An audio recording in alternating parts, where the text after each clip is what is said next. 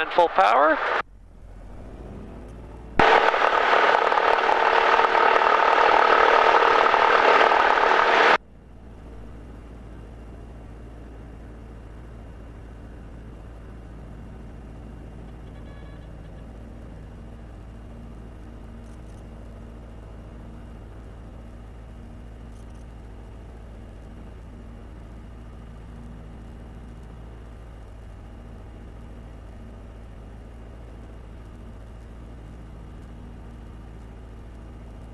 With good airspeed, good rate of climb, we can go ahead and put our flaps down.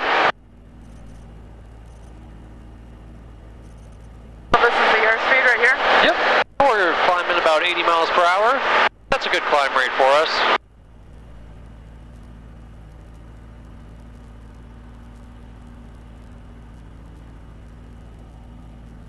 What's the smallest airplane you've been on? Like how many passengers? Probably about 50? 15. 15? Okay, yeah. yep. Yeah, that's pretty little there. Yeah.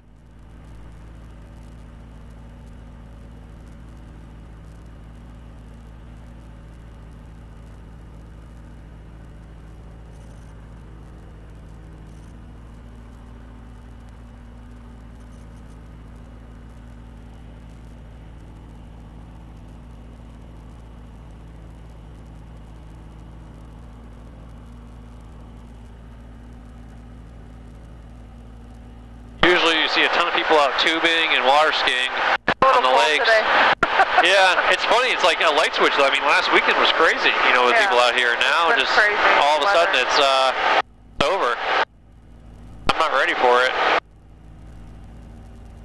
I got a battery powered heated jacket I just dug out and started charging last night. Oh wow.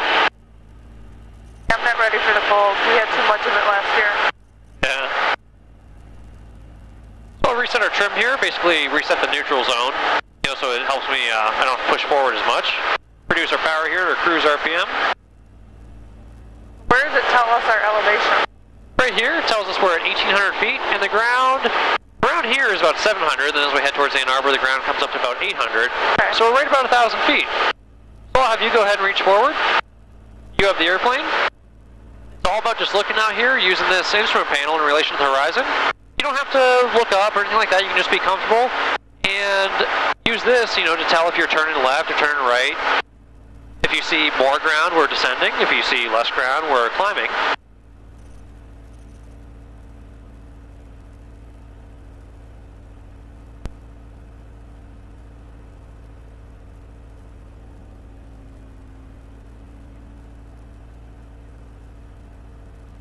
We'll make a little gentle left turn here, just about 45 degrees to the left. We'll take a west heading. We'll just put the big W right on the nose of the airplane. You can see as the nose comes down, you just see more ground, you just pull back just a hair.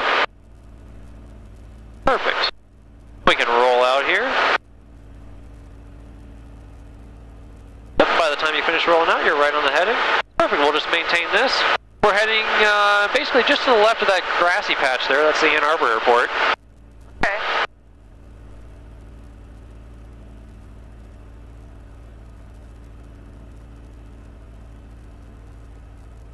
Thank you. Request for exchange. Sir, Yankee, for exchange, Ann Arbor's approved. Exchange approved. 3 Yankee. Talk to you in a bit. A little bit over to the right. You can see as we get bumped around by the air pockets and whatnot, just make, you know, little corrections. It's just like riding a bike, lots of little corrections. When you drive a car or ride a bike, you don't realize you're making all those little corrections. Right, because there's not power steering. Yeah, well, you're just looking straight outside, you know, and that's the same thing with an airplane. You just look outside. If you see the nose climb up like it is now, you know, we just push forward a hair. Perfect. We just hold it nice and level here. Any changes we see with the instrument panel in relation to the horizon, we just make them accordingly. Ann Arbor Tower, Skyhawk 153 Yankee, 6 miles to the southeast. Request Transit Delta, south of the field, westbound. Skyhawk 1538 Yankee, Ann Arbor Tower, transition approved, Ann Arbor altimeter 3028. Transition approved, 3028, 38 Yankee. It's crazy because it feels like they're not moving at all. Yeah. Well, we're going into a little bit of a headwind. The wind's coming pretty strong from the northwest. So you can see even though we're pointed straight west, we're being blown to the southwest almost. We're making us take a southwest track. Our ground speed right now is probably somewhere around 90 miles an hour going into the wind. About what I normally drive. Yeah. As you turn around, ground speed will be somewhere around 120, 130.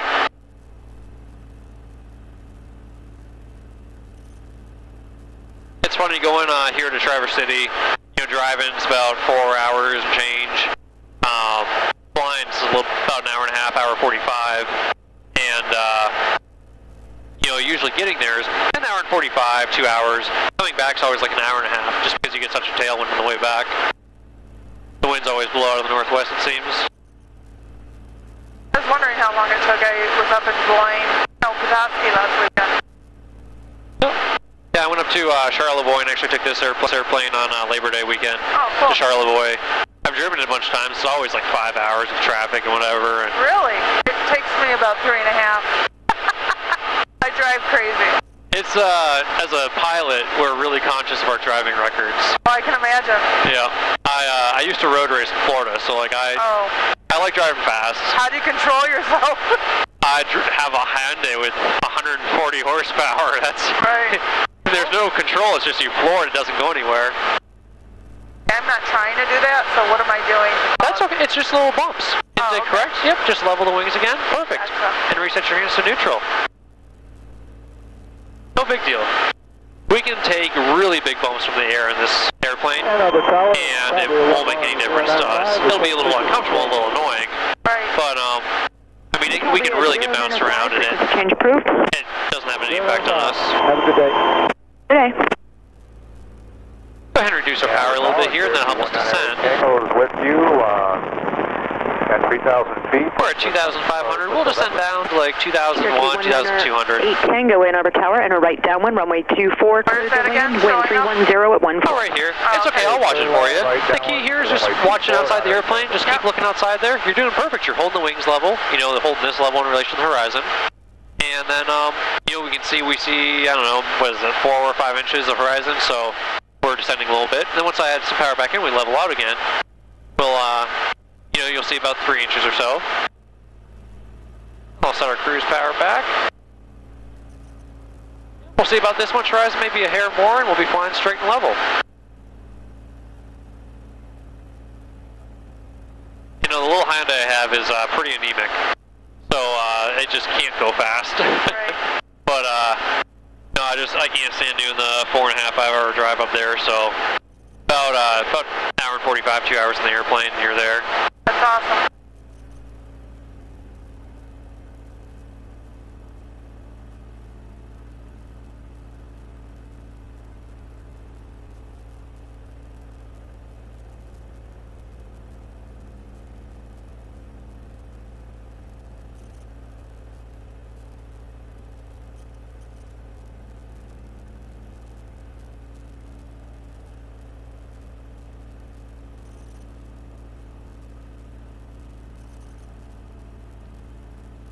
Hard for little kids to learn since they don't have any sense of driving?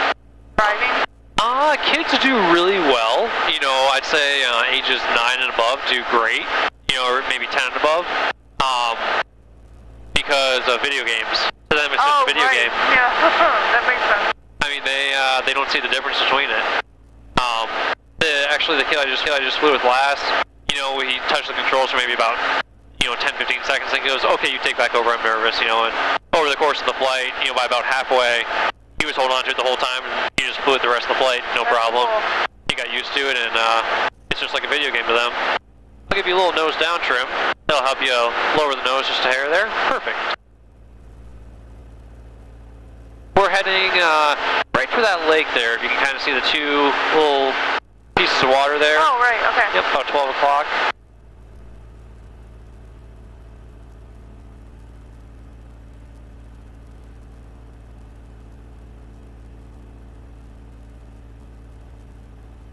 Yeah, the cool thing with these little airplanes, little airplanes in general, is you can go places that normally you can't. Like, no one can get a commercial flight from Ann Arbor to Charlevoix. No, absolutely not. So unless you're comfortable in little airplanes, then A lot of people go, oh, I'll never get into one, but you miss out on going to all the cool places, or you spend way too much time driving. What's the farthest you've flown with a plane like? California. Oh, wow. How California, long did that take? Florida. California was 20, it was 2 days.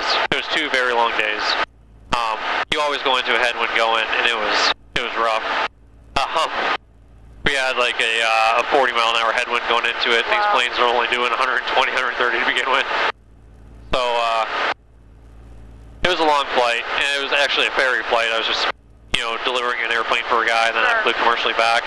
I've flown myself, just for fun, down to Florida, Boston, Baltimore, DC, Oklahoma, Texas.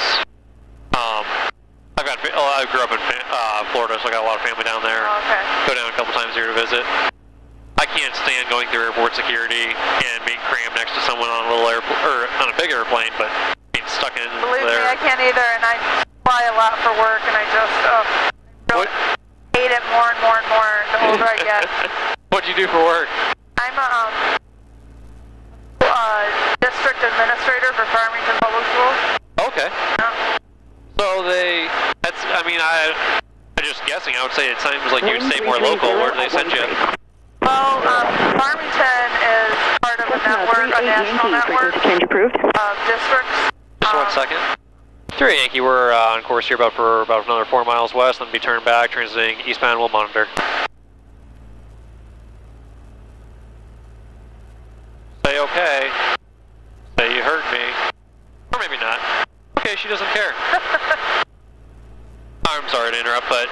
No, so we're part of a national network of school districts. Okay. So I have meetings in Chicago 3 times a year, and then Okay, yeah. all over the country. So like sometimes it's Phoenix, sometimes it's North Carolina, sometimes it's Boston. All over.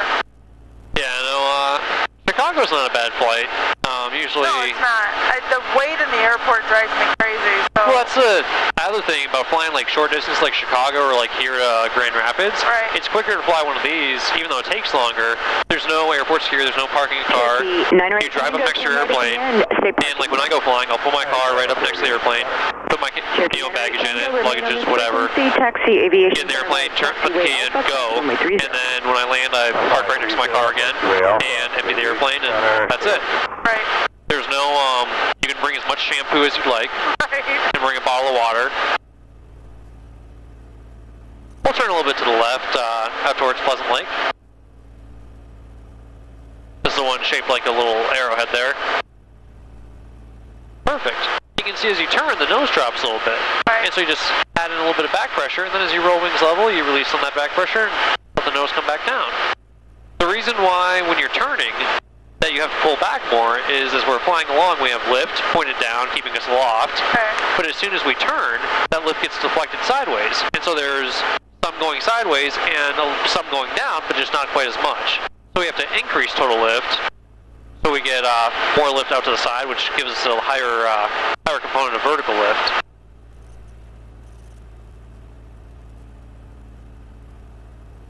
I'll go ahead and reduce our power here. We'll descend back down about 2,000 feet.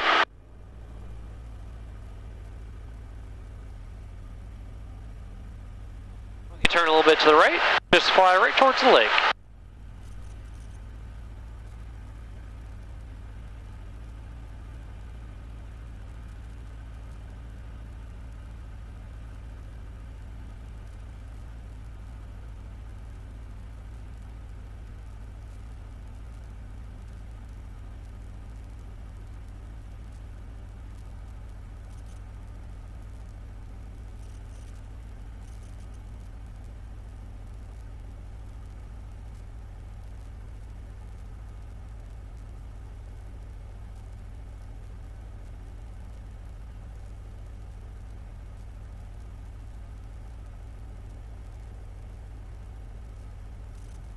We'll make another little right turn. We'll head just to the right of the lake, and that'll actually blow us right over top of it.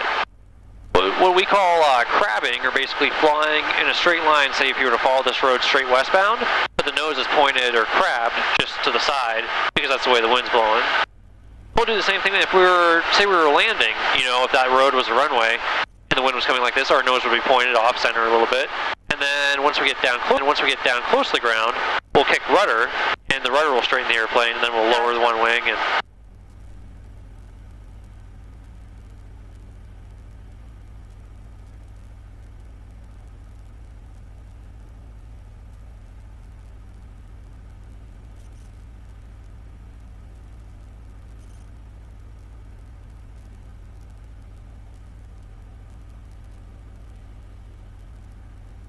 it's about 40 degrees up here.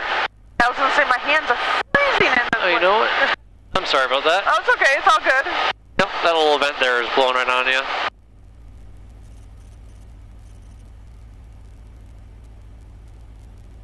Little lake.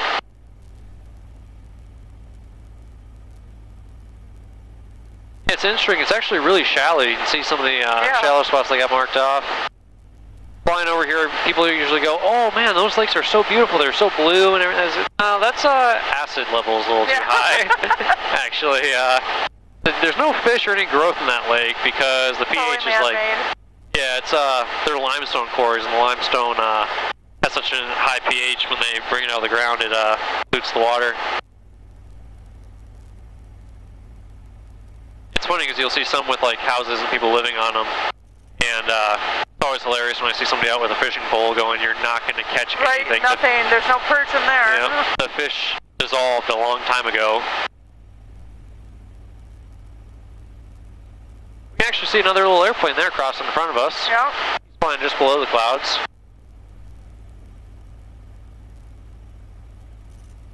It's funny seeing them like and crossing underneath them.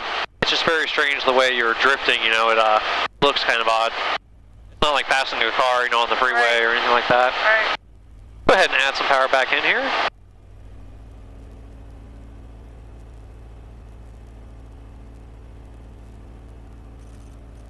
Feel the nose down trim, you can just keep the nose right about where it was.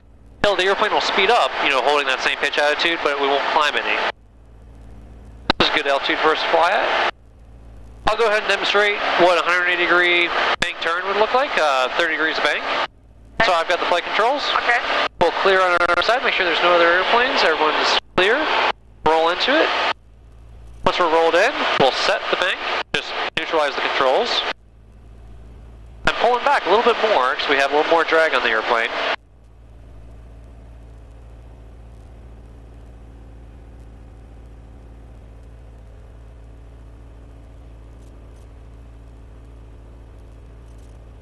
And then as I come around to my east heading, I'll just roll out, right aileron, before I get there. And as the wings come level, I'm right on the east heading. So I'll have you go ahead and take the flight controls, and you go ahead and give it a shot. It's all about just... back that way, or? Yeah, we can go ahead and turn back that way. It's all about just looking outside and hold the nose exactly level where it is right now. That way you won't climb or descend. Pulling back a little bit. A little bit more. A little bit more. Don't let the nose drop.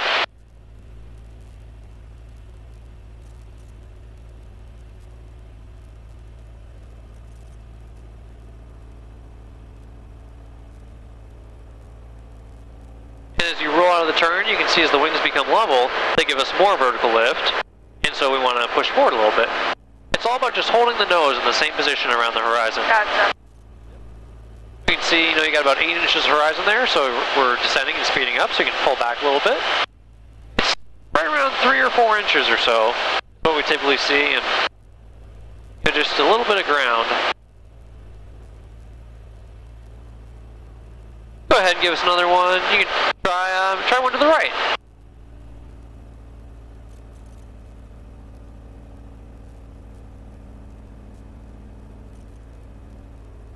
Pulling back a little bit there.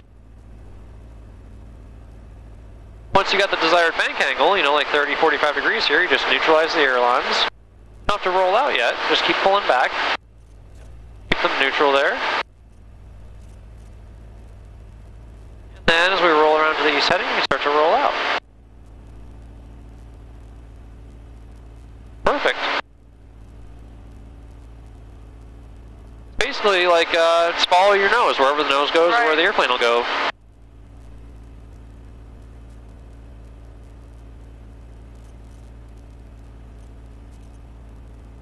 Ann Arbor Tower, Skyhawk 153 Yankee, 8 miles west. We're going to be transiting your Delta eastbound back to Willow. Cessna 1538 Yankee, Ann Arbor Tower, transition approved, Ann Arbor altimeter 3029er. 3029er, 3 Yankee. It's funny when you fly from the morning into the afternoon, they keep giving you the altimeter setting. As the pressure rises, as we have good weather, as the pressure falls, we have bad weather. And so the pressure this morning started off at 3017, and now it's up to 30.29. So as it keeps rising and rising, you know the weather's just going to stay good like this or keep getting better. Right. And, you know, I'm sure in the next couple of days I'll be flying the airplane and it'll be 3010, 1015, then later in the afternoon 3005, 2995, and you know it's going to start raining or... Yeah, no, I was afraid it was going to rain today. I'm like, I don't know if I can do this. You guys take people up in the rain or no? In the rain, yeah, no problem. You know, light rain, not a big deal at all. It's actually kind of nice to fly in the rain. It's usually really smooth air. Oh, okay. Days like today where we have good visibility, the reason you have good visibility is because the atmosphere is very unstable and all the pollutants are blowing out of the atmosphere and rise up.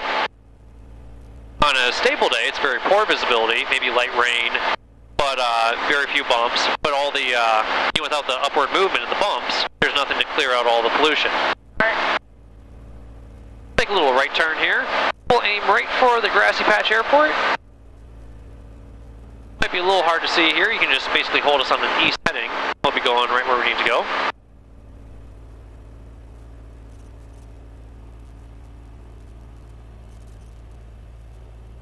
Yeah, flying in the rain, no big deal. The two things that cancel flights are low clouds and thunderstorms. Okay. Any sort of convective activity or heavy rain. And then, of course, low clouds where, you know, by the time you take off and get to a safe altitude, you wouldn't be able to see where you're going. So...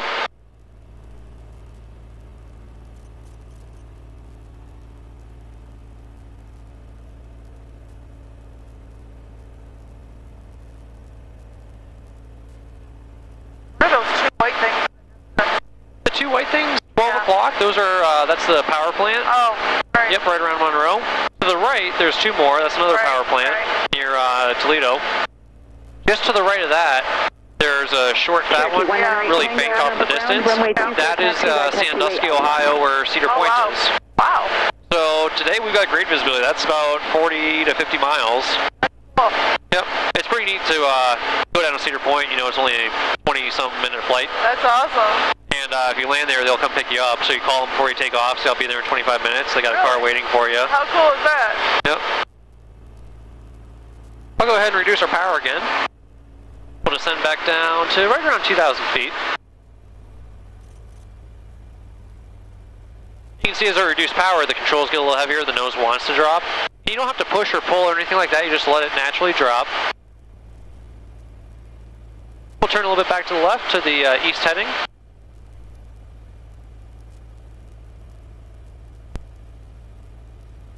The building is out there is Detroit, downtown Detroit. Oh. And then just to the right of it, there's some shorter ones. That's downtown Windsor across the border. Oh, okay. Just out through there, Lake Erie and Peely Island. You can kind of see the little faint outline of Peely Island.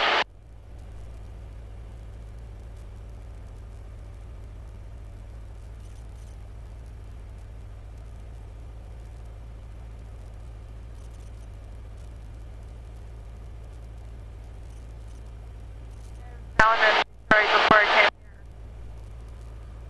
I own a restaurant downtown Detroit. What's that? I said I own a restaurant in downtown Detroit, so that's where I was this morning. Oh, okay. Excellent. What kind of food? Spanish food, Spanish tapas from Spain. Ooh, that'd be good. Yeah, they're good. How to make a trip down there sometime. I'll give you a card. Yeah, absolutely. Yeah, just off your left side, if you see that road running into Ann Arbor, just to the left of that, you'll see Michigan Stadium, that big yellow M. Yep. Cherokee 198 Tango, Ann Arbor Tower. Normally we fly right over top of the stadium, but we're not allowed to go anywhere closer than this right now because the game's going on. Right.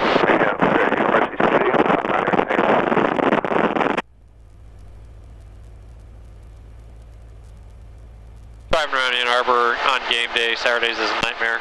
I know.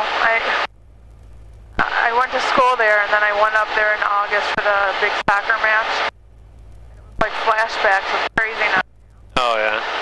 No, actually, on the day of the soccer game, I was flying out of Belleville, and traffic, it was just a nightmare. Like, my phone was telling me it was going to take an hour and 20 minutes to get home. Normally it takes 20. And I live right in Ann Arbor, just next to the Ann Arbor airport.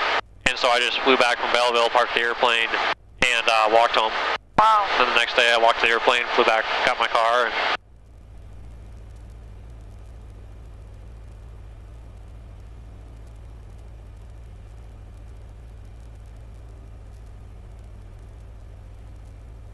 definitely a few bumps today. When you get these bumps, or basically how is, you know, anytime you see like puffy little clouds like this, you're guaranteed to have a few bumps out here in the afternoon. Mornings and evenings are very smooth to fly in. But basically as the ground gets warm, or anytime the ground's warm, it heats the air, you know, just above it, and that warm air starts to rise, and those are all the bumps we feel, the little pockets of warm air rising.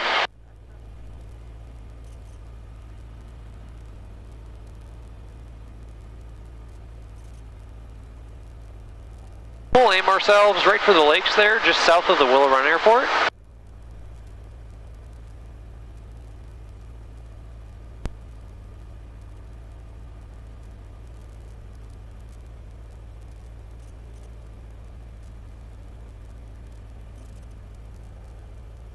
Cherokee 98 Tango, not receiving mode C.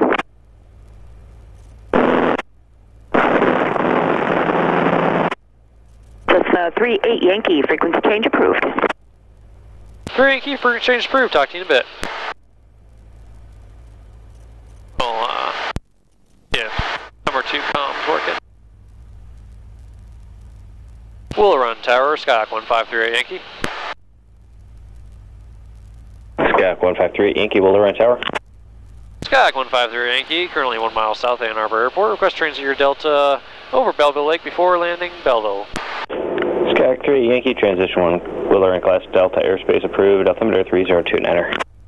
3029er, 3 Yankee, transition approved.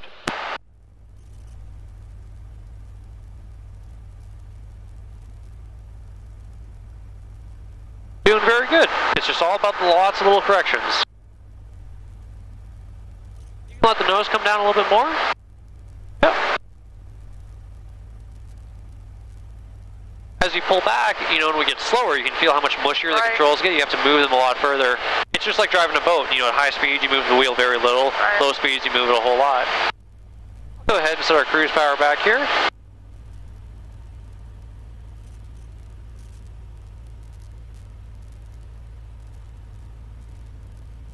Just keep that nose a little lower for me. Perfect.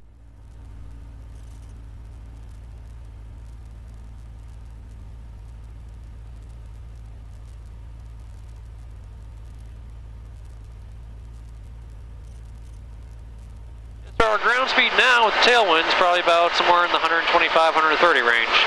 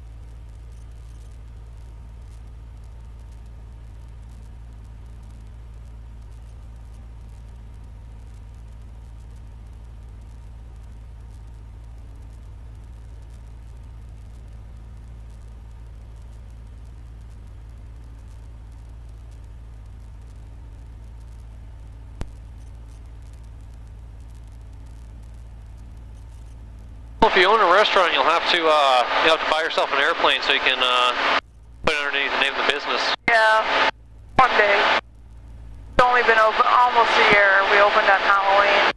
Okay. So. Going good so far? Yeah, we've been booming all year, which is great, but, you know. It's awesome. I mean, it's great when you're too busy. You know, it's an awesome problem to have. It is.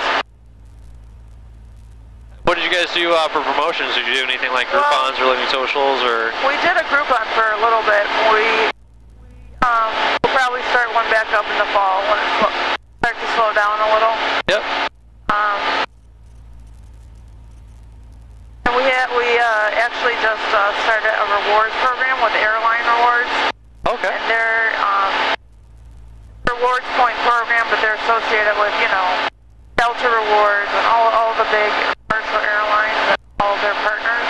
Yeah. So when their members spend money at any of the restaurants, they get a small percentage. And I think it was like they're going to get 10% of any sales of customers that bring in, but, you know, pretty cool. Yeah. No, absolutely.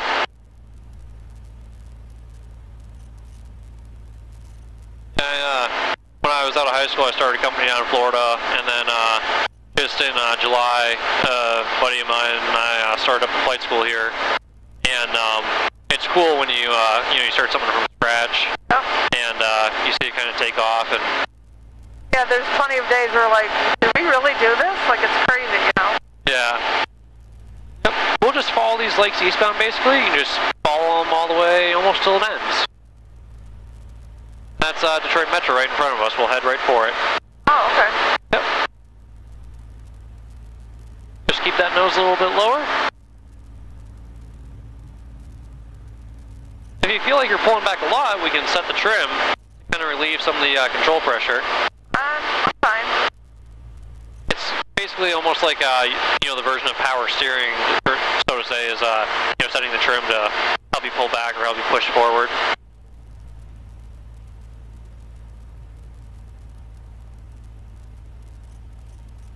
It's interesting seeing with different businesses which types of promotions work, which doesn't. For some people radio works great, others mailings, some people the Living Social, and all about trying to reach the right demographic. And It is interesting. Yelp has been hounding me as a restaurant owner, but they want you to pay like something like $350 to $500 a month just to have an enhanced website on their search engine.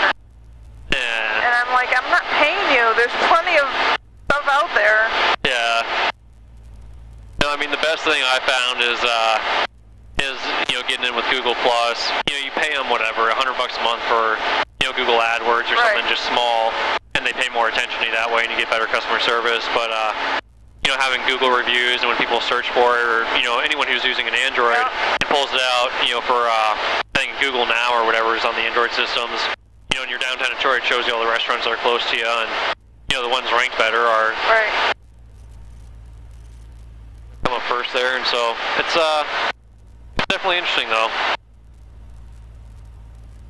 I know Yelp is $75 a month, but just for their enhanced website, and then they charge you per click. So Oh, like, yeah. 50 people click on your restaurant, it's an extra like $75. A click does not guarantee a customer in the door, There's a guy I knew in Florida who owned a machine shop, tool making company, or making the tools for machine shops, and he used Google AdWords, and he goes, I swear to God, they just got a room of people that all they do all day go on there and click. They never buy crap. They just go to your ad, click it a bunch of times so they can charge you, and Google pays all these people. And I was like, yeah, it's a conspiracy, Jerry, sure. We'll go ahead and make a little left turn here, about 180 degrees back to the west. That way it'll keep us, away from getting too close to Metro.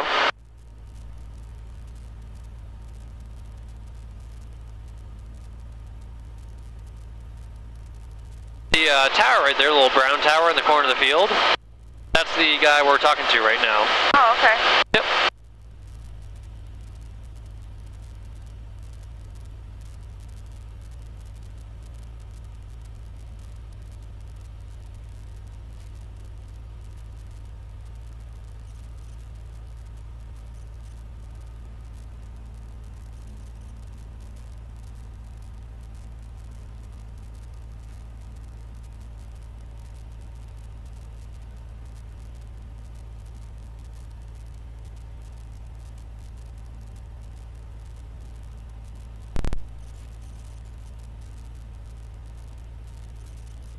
My last company in Florida, just before I closed it